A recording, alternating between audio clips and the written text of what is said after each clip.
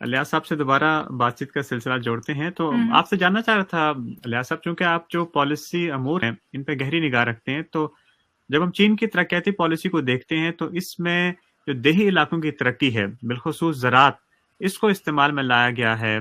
आपके इल्म में होगा अभी चीन की जानिब से गुर्बत का जो खात्मा भी मुकम्मल तौर पर किया गया है। तो आपसे जानना चाह रहा था कि ये जो देहात और ज़राअत, इन दोनों को आपस में जोड़ते हुए पाकिस्तान के पस मंज़र में इनकी क्या अहमियत है आपकी नज़र में? देखें जी, अगर हम देखें तो पाकिस्तान भी एक ज़रई मुल्क है। पाकिस्तान के मईशत का भी एक ज़राअत जो है पाकिस्तान की मईशत का एक अहम जुज़ है। तो पिछले साल मैं खुद भी मैं चीन में जब गया तो चोंगचिंग में मैंने गुर्बत के खात्मे के हवाले से इनके जो मॉडल विलेजेस थे उनका दौरा किया। तो जो गुर्बत के खात्मे में जो एक अहम रोल अदा किया था वो इनके ज़राअत का शोबा था। ज़राअत के शोबे में सबसे पहले तो जो चीन ने अपने किसानों को और ज़रई शोबों में जदीद टेक्नोलॉजी की फराहमी थी, उसका एक बहुत बड़ा किरदार था इस हवाले से। मतलब कि एक चीन के हम अगर एक छोटे से गांव में भी गए तो वहां पे उन्होंने किसान को इंटरनेट की सहूलत मुहैया की हुई थी, जिसके जरिए से किसान घर बैठे ही अपना मतलब जो भी उसकी फसल तैयार होती थी वो घर बैठे ही उसे मार्केट पे बेच सकता था। इस हवाले से उन्होंने न सिर्फ खुराक के हवाले से मतलब खुराक से खुद कफील हुए, दूसरे गुर्बत के खात्मे में उसने बड़ा रोल अदा किया। दूसरी तरफ अगर हम देखें तो सीपैक का जो दूसरा मरहला है इक़्तिसादी राहदारी में, तो उसमें तो ज़रई टेक्नोलॉजी के भी उसमें ट्रांसफर है और ज़रई शोबे में भी ताउन है। तो इस हवाले से पाकिस्तान को जो जैसे अब आज भी अगर आज के दौर 21वीं सदी में भी पाकिस्तान में हम वो पिछले जो हमारे बाप दादा जो सिस्टम या जो मशीनें या जो निज़ाम यूज करते उसी तरह हम लोग अभी भी काश्तकारी में वही निज़ाम यूज कर रहे हैं। जदीद टेक्नोलॉजी का यहाँ पाकिस्तान में शदीद फुकदान है ज़रई शोबे में। इसी तरह तो चीन से हम इस तरह फायदा ले सकते हैं कि जैसे इरिगेशन सिस्टम हो गया। अगर हम देखें एक एग्जांपल, बलूचिस्तान में भी आज हम वो कारे सिस्टम यूज करते थे ज़राअत के लिए, लेकिन और जिंजियांग में भी वही कारे सिस्टम इस्तेमाल किया जाता है।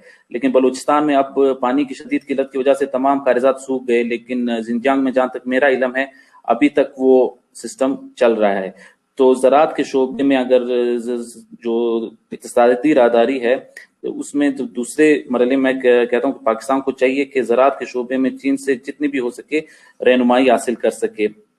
इससे ना सिर्फ पाकिस्तान की मईशत पे बहुत गहरा असर पड़ेगा बल्कि गुर्बत के खात्मे के लिए भी बहुत पाकिस्तान के लिए बहुत अहम होगा। क्योंकि पाकिस्तान एक ज़रई मुल्क है लेकिन उसकी ज़रई पैदावार में अभी मतलब वो फूड सिक्योरिटी के उस पर अभी तक नहीं पहुंच सका था कि जो एक मतलब हर बंदे को खुराक वो मिल सके, वो अभी तक हम हासिल नहीं कर सके हैं।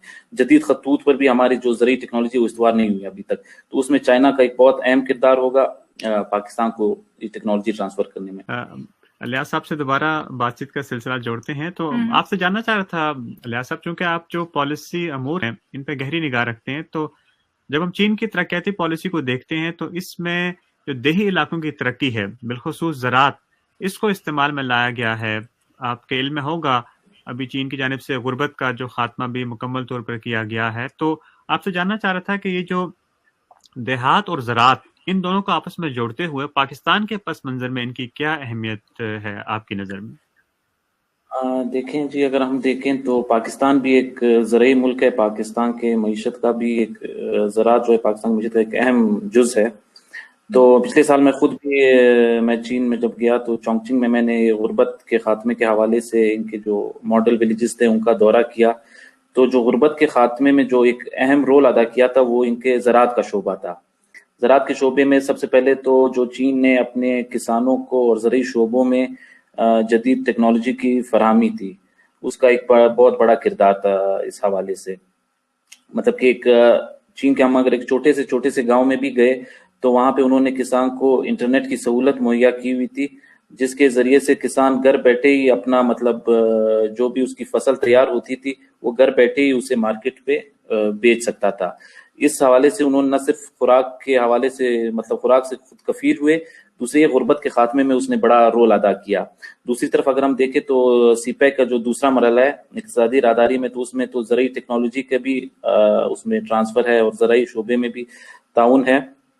तो इस हवाले से पाकिस्तान को जो जैसे अब आज भी अगर आज के दौर 21वीं सदी में भी पाकिस्तान में हम वो पिछले जो हमारे बाप दादा जो सिस्टम या जो मशीनें या जो निज़ाम यूज़ करते उसी तरह हम लोग अभी भी काश्तकारी में वही निज़ाम यूज़ कर रहे हैं। जदीद टेक्नोलॉजी का यहाँ पाकिस्तान में शदीद फुकदान है ज़रई शोबे में। इसी तरह तो चीन से हम इस तरह फ़ायदा ले सकते हैं कि जैसे इरिगेशन सिस्टम हो गया, अगर हम देखें एक एग्जांपल, बलूचिस्तान में भी आज हम वो कारे सिस्टम यूज़ करते थे ज़राअत के लिए, लेकिन और जिंजांग में भी वही कारे सिस्टम इस्तेमाल किया जाता है।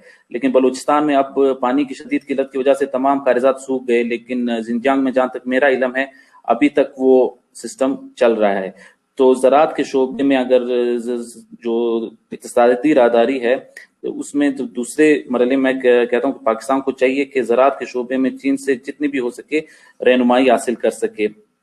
इससे ना सिर्फ पाकिस्तान की मईशत पे बहुत गहरा असर पड़ेगा बल्कि गुर्बत के खात्मे के लिए भी बहुत पाकिस्तान के लिए बहुत अहम होगा, क्योंकि पाकिस्तान एक ज़रई मुल्क है लेकिन उसकी ज़रई पैदावार में अभी मतलब वो फूड सिक्योरिटी के उस पर अभी तक नहीं पहुंच सका था कि जो एक मतलब हर बंदे को खुराक वो मिल सके, वो अभी तक हम हासिल नहीं कर सके हैं। जदीद खतूत पर भी हमारी जो ज़रई टेक्नोलॉजी वो इस्तेमाल नहीं हुई अभी तक, तो उसमें चाइना का एक बहुत अहम किरदार होगा पाकिस्तान को ये टेक्नोलॉजी ट्रांसफर करने में।